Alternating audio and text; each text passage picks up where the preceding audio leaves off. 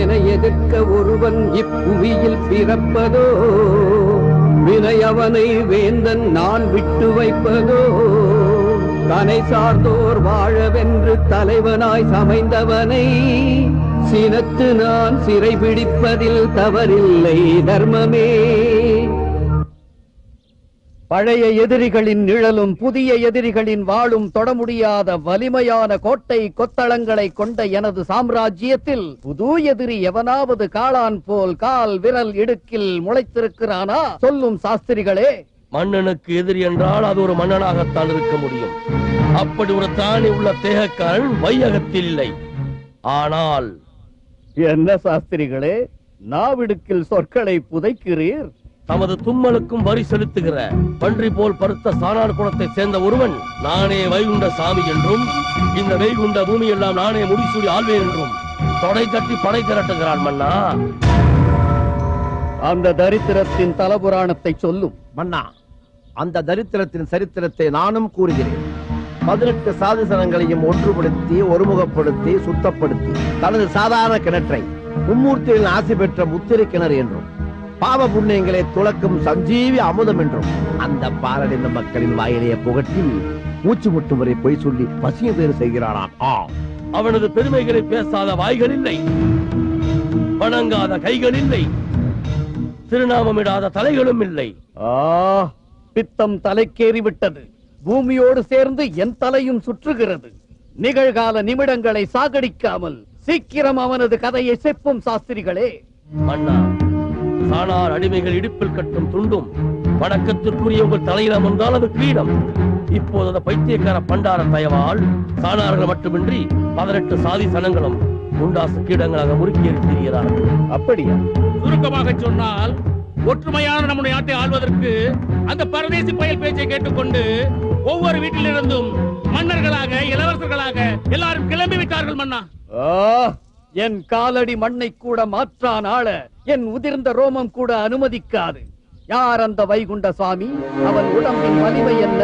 உள்ளத்தின் ரகசியம் என்ன? ராஜ சூட்சுமத்தை அறிய கூப்பிடுங்கள் ஜோசியரை. உத்தரவு மன்னா.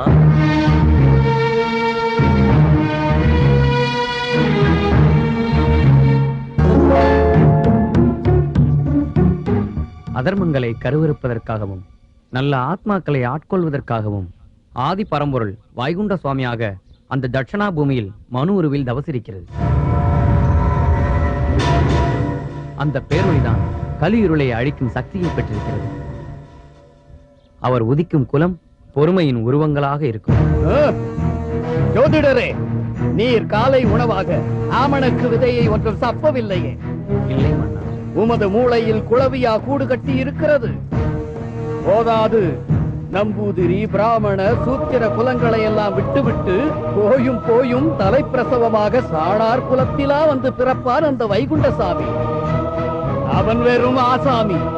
அவனை இழுத்து வாருங்கள். அந்த சித்து விளையாட்டை நான் பார்த்து விடுவோம்.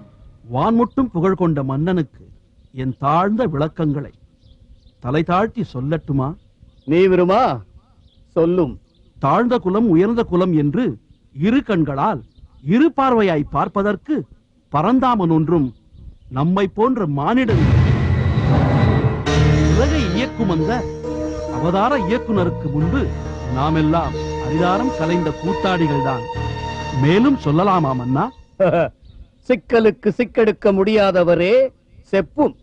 இறைவனின் நியாயத்தராசில் நாமெல்லாம் ஒரே தட்டில் ஊஞ்சலாடுகிறோம்.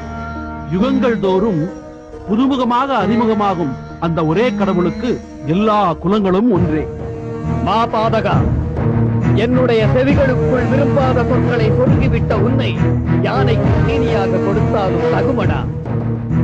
தினம் தினம் லட்சம் பொன்களாக சொர்ணாபிஷேகம் செய்து எண்ணிலடங்கா பூக்களால் அர்ச்சனைகள் செய்து சித்திரை திருநாள் காணும் உத்தம குலத்தை விட்டுவிட்டு ஆயுள் அடிமைகளின் இழிகுலத்திலா அந்த போக்கத்த கடவுள் பூரிப்புடன் பிறப்பார். செழித்திருக்கும் பிராமண குலத்தை விட்டுவிட்டு வறுமையோடு வாழ்க்கை நடத்தும் தொழுவத்திலா கடவுள் நடனம் ஆடுவான். சண்டாளா, கலிக்கு பயந்து பர்வதா மலையில் போய் படுத்து கிடக்கும் போது வேடனின் அம்புப்பட்டு மாய்ந்து போனவன் மீண்டும் இந்த பூமியில் வந்து எப்படியடா வாலாட்ட வருவான்? ஊவண்டரே, அந்த சாணார்களிடம் கருப்பு கட்டியை கைக்கூலியாக வாங்கிக் கொண்டு அந்த பண்டாரத்தை பற்றி எங்களிடம் தீரா? இன்னும் தேய்ந்து போன சேதி ஏதும் இருந்தால் செப்படா. அழுவதற்காக அவசரமாக பிறந்தவனே கேள். யாரோடு மோதுகிறீர் என்று புரிகிறதா?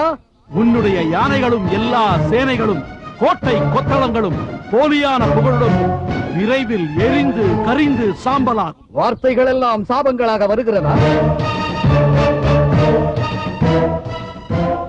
இதை நானாக சொல்லவில்லை, என் நாவில் குடிகொண்டிருக்கும் நாராயணன் புகழ்கிறான் கேள். வரம்பு மீறி பேசிய இவன் நாட்டை அரங்கு அதிர விலங்குகள் சாப்பிடட்டும். இழுத்துச் செல்லுங்கள் இவனை. அந்த காவி பாவியை என் சிவந்த கண்கள் பார்க்க வேண்டும். எடுத்து வாருங்கள் பல்லக்கை. அந்த பண்டாரத்தை பார்ப்பதற்கு பாடை கூட செல்லாது. மன்னன் பல்லக்கு ஏறியா செல்ல வேண்டும்? கவுட சாஸ்திரியை அனுப்பி தரைதேயாத பரதேசை இழுத்து வரும் காட்சியை மாடப்புறாக்களோடு கொஞ்சி ராணியோடு இணைந்து மாடத்திலிருந்து ரசியுங்கள் மன்னா. அப்படியே ஆகட்டும்.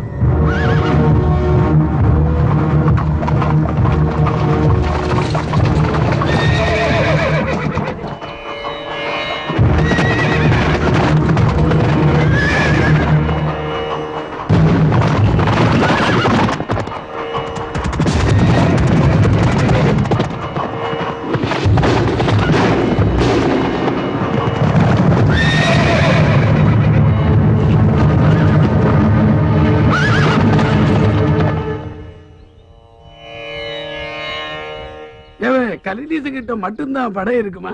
என்கிட்ட இருக்க கூடாதா? அட கொப்பரவாயா, உன்கிட்ட சொறி படை இருக்குன்னு பாம்பரம் போட்ட கிளவிக்கும் தெரியுமே. ஐயா ஐயா ஐயா ஐயா ஐயா ஐயா போல இருப்பாரோ? ஆமாண்டி, நானும் அப்படிதான் நினைக்கிறேன். நம்ம வேலையை பார்த்துட்டு போவோம்.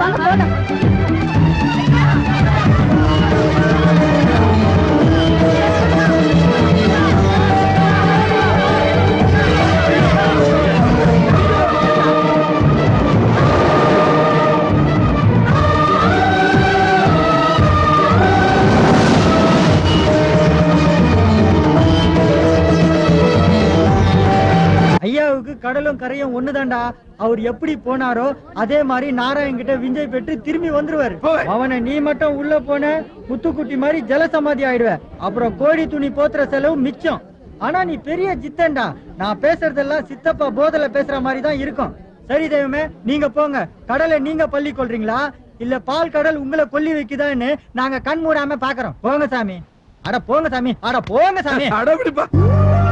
ஏன் சாமி அசையாம இருக்கிறீங்க? ஓ, உடம்ப கைட்டி காய போட்டு கூடு விட்டு கூடு பாயலான்னு பாக்குறீங்களா? இந்த அடிமைக்கு இன்னும் நம்ம ஐயா உத்தரவு தரல, அவ்வளவுதான். வாசல் வரைக்கும் வந்த சாவ வர வைக்காம கொல்ல பக்கமா ஓடி போய் தப்பிச்சுக்கிட்ட. போயிச்சு போ.